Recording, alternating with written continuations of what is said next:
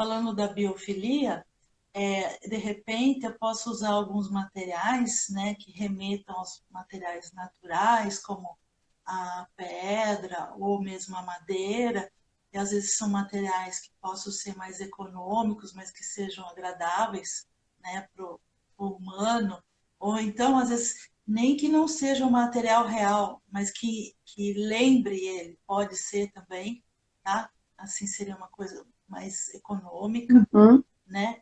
E tem um chamado banho de floresta, que a pessoa vai até a floresta e fica imerso nessa floresta, como se fosse para carregar a bateria, né? É. Os estudos já apontam que diminui muito o estresse, pressão alta, diabetes.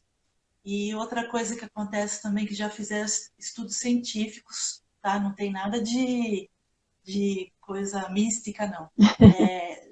Já pesquisaram construções que ao redor tinham árvores, vegetação e construções, condomínios, né, de É, prédios, e que já não li tinham sobre isso nada. também. As que têm o meio ambiente, o verde, são muito mais agradáveis, as pessoas se socializam, tem menos roubo. Então, assim, não adianta. Nós somos natureza. Não, não adianta essa É. questão assim, de urbanizar, urbanizar, que depois se volta tudo contra a gente.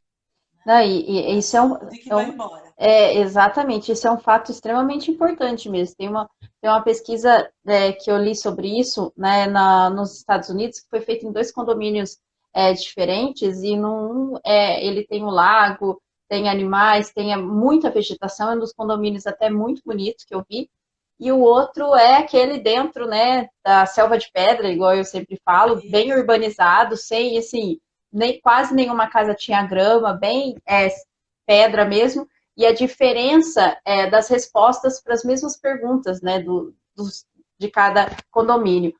Pergunta se eles eram felizes, e o condomínio com verde, eles respondem que são felizes, se sente bem, gostam de onde mora, são várias coisas para cima.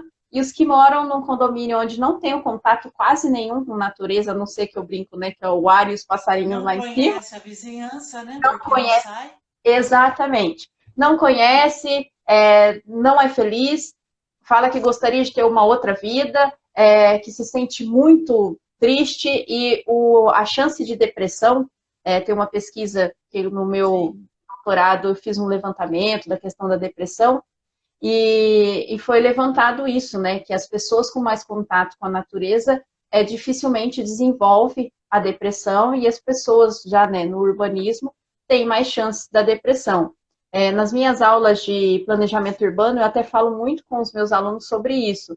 Quando a gente vai para São Paulo, né, não estou falando mal de ninguém de São Paulo, mas essa sensação que eu tenho, eles não olham nem para o lado, né? Eles não, Não, se eles pudessem atravessar pela gente, eles poderiam. atravessavam. E eles estão sempre com a cara fechada, carrancudo, porque é uma situação estressante, né? A cidade. Eu, Sim. quando vou para lá, eu já chego lá, já falo, já me estressei.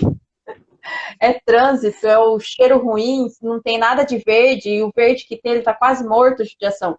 E é diferente quando a gente pega uma cidade, eu vou dar o exemplo de Poços de Caldas, que quando eu fiz meu mestrado, eu amo aquela cidade. Mas eu amo porque eu chego lá, eu me sinto tão bem, porque tem vegetação para tudo quanto é lado. Então, é tudo muito cuidado, é tudo muito bonito, né? Então, tem uma diferença. Se a gente para pensar na gente, né, para sentir se realmente é verdade, o contato com a natureza faz uma diferença muito grande, né?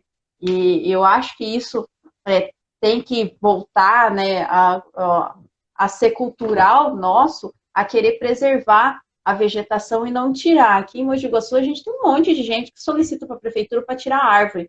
Ah, porque faz sujeira. Gente, vocês fazem mais sujeira que Então, a árvore, né? só que na hora de estacionar o carro, quer estacionar na sombra, né? Aí todo mundo quer a sombra. Exatamente.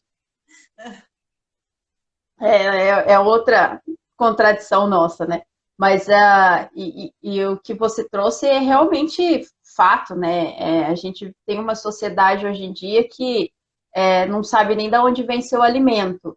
nem quantas pessoas precisou para aquele alimento chegar até lá, nem o ciclo de vida daquele alimento, né, quanto tempo demorou para ele ser, né, um alimento até chegar à sua casa, e não faz ideia da diferença, né? Todo mundo, a grande maioria aqui do interior tem isso ainda um pouco de falar assim, nossa, o tempo, né?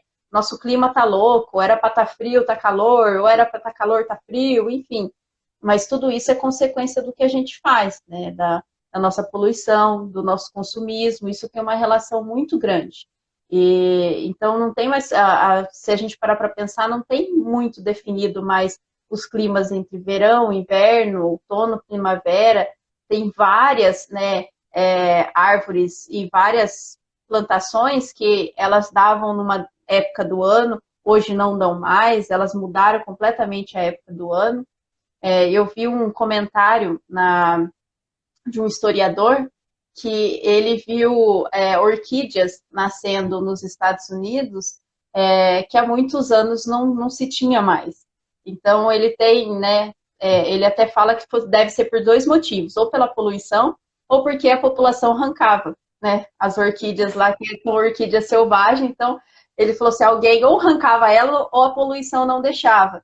E ele falou que tem uma média de 150 anos que não tinha aparecimento dessas orquídeas. Então, é uma relação muito forte aí com o que a gente faz, né? Aliás, eu também já vi uma reportagem há 6 meses atrás e comecei a fazer algumas obras, né, que eu também sou artista, baseado nisso. Nós já temos 400 espécies no Brasil extintas de plantas.